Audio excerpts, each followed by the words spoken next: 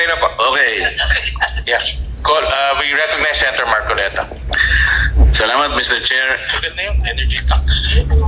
I will continue from where Senator Amy ended her questioning. Attorney San Juan, yung tax is the third largest component of cost, sabi mo kanina. Totoo naman yun eh. Kaya nga meron po akong panukalang batas na tanggalin na po natin yung 12% VAT sa electricity.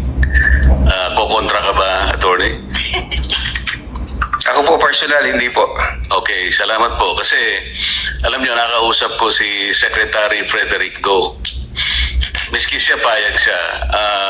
On the basis that, sabi niya, alam mo, yung taxes from energy, sabi niya gano'n.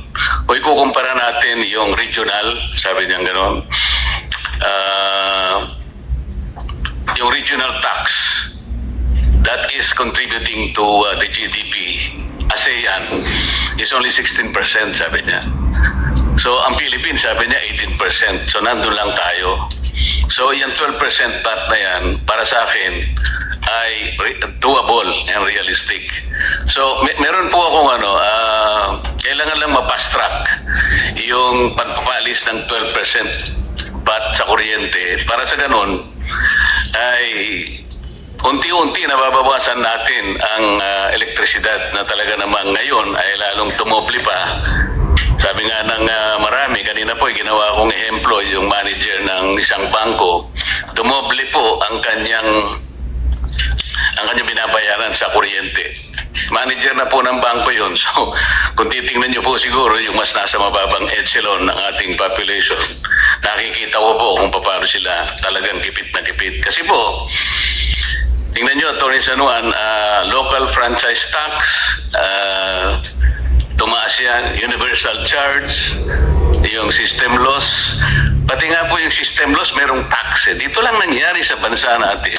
Pati ba yung bagay na wala, natatax? Isipin po ninyo, lifeline rates, senior citizens discounts, at yung ancillary services. Kaya po tumaas ang singil ng Meralco ay dahil sa contributory factors na ito. Sabi ko nga sa Meralco one time, pati ba naman yung local franchise tax, kayo naman yun eh. Wala namang kinalamanan yung mamimili ng kuryente. Sana yun lang, local franchise tax, kayo naman ang nag-apply nito. At tama lang naman kayo lang. Dapat tanggalin nyo to. Yung system loss po, alam po ninyo, Atty. San Juan, Meralco representative, meron pong isang napakagandang desisyon ng Korte Suprema dyan eh. Nung magkaroon ng kaso between Meralco at saka yung dating ERB pa nun eh. Alam po ninyo kung ano yung sabi ng jurisprudence? Hindi mo kailanman maipapasa ang costs, yung gastos sa isang mamimili, sa consumer, kung ito naman ay hindi kanya nakapagbibigay sa kanya ng anumang benefit. Wala naman talagang benefit ang system loss sa kanya. Bakit mo ipapasa yon? Isa yun sa isang pinakamagandang jurisprudence po na naitala sa kasaysayan ng Supreme Court. Pero hindi po natutupad yun eh. Mula doon sana pag-aralan natin. At mula sa batas po, sinasabi, kinakailangang manaig po yung salita ng batas. Isa po sa mga layunin ng EPIRA ay yung pong pagkakaroon ng affordable rates of electric power. Sa aking palagay po, yung affordable ay mura, abot kaya, kayang-kaya. Pero kailanman hindi pa po nangyari yun. So hanggat hindi natin naibaba at ngayon nga po lalong tumataas, Mr. Chair, there is a continuing violation of the law. Affordable rates po. Sumisigaw na po sa hirap ang mamamayan ngayon. Atty. San Juan, pag-usapan natin ang ancillary rates. Isa po sa malaking bahagi ng gastusin na binabayaran po, napupunta po dun sa listahan, dun sa monthly billing po ng isang consumer.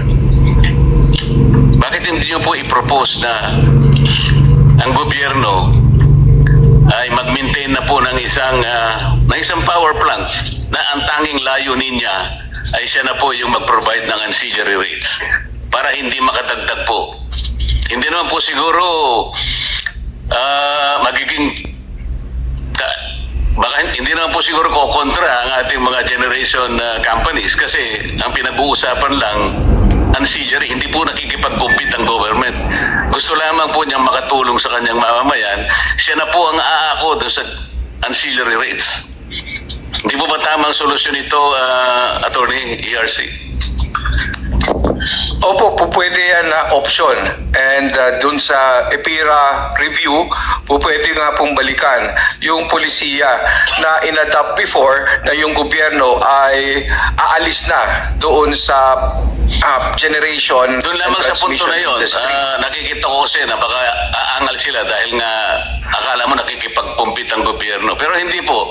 Kaya sinasabi ko lang, only on the basis of providing the ancillary services. So hindi po competition yon sa panig ng private sector. Tama po. Tama po. At kasi ngayon, ang struktura ng ating power industry na bago na din. Kaya nga po, yun lang po gusto ko. So hindi ka naman kukontra doon, di ba? Opo, maaari nga pong mapag-aralan niya ng Kongreso para maribisa yung polisiya na nasa EPIRA. Kasama na rin doon yung polisiya ng pag-allow ng lifeline as an exception to the removal of cross-subsidy principle.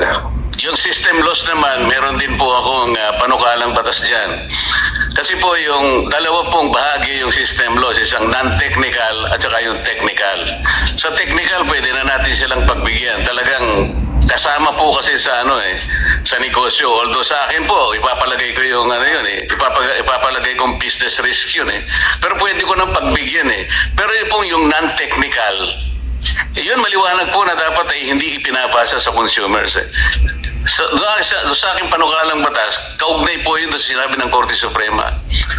Huwag mong ipapasa sa consumer ang mga gastusin na hindi ng isang distribution utility na hindi naman nakapagbigay ng benepisyo sa kanya. Maliwanag na maliwanag yung non-technical po Katulad po halimbawa, nasira yung metro. Non-technical po yun. Nagkaroon ng inefficiency sa panig ng staff, ng accountant nila, iba yung yun po yung non-technical Yung Philpe rates. Ninakaw po ng maraming mga magnanakaw ng kuryente. Bakit po natin ipapapasan? Yun po yung gusto kong tingnan natin. It is an angle that should also be investigated. Wala kang kontra doon, Atty. San Juan. Opo, meron lang ako sanang Sasagot nais-linawin. ka muna. Kukontra ka ba o hindi? Hindi po ako kontra. O yan, yung gusto ko yung walang kontra Of course. I just want to clarify na kasi yung Hindi, system ewan mo na laws, po, ikaklarify yun. Hindi ka na nga kumukontra, kinaklarify mo pa. Okay na yun Opo. Okay na. Okay na po. Okay. Ito pa yung isang area, Atty. San Juan. Ang laking bagay sana ito Panagutan po natin yung ARCOA. Malaki po ang ibibigay nito na pagkakataon sa pagpapababa po ng singil sa kuryente. Kapag ito po napanagutan natin sa magitan ng maayos na mga rules, kaya po hindi masyadong nagiging masigasig ang pagpapatupad nito dahil yung mga rules natin po hindi masyadong malinaw Pero sa sandaling mapunta tayo sa ganito, mapanagutan po natin yung ARCOA.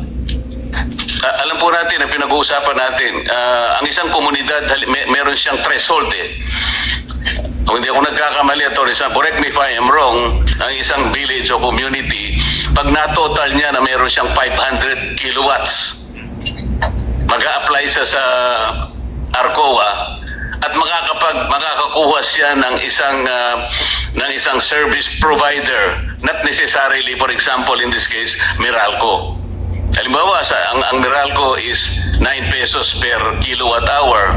Yung service provider, sabi niya, bibigyan kita 842, halimbawa. So meron siyang option.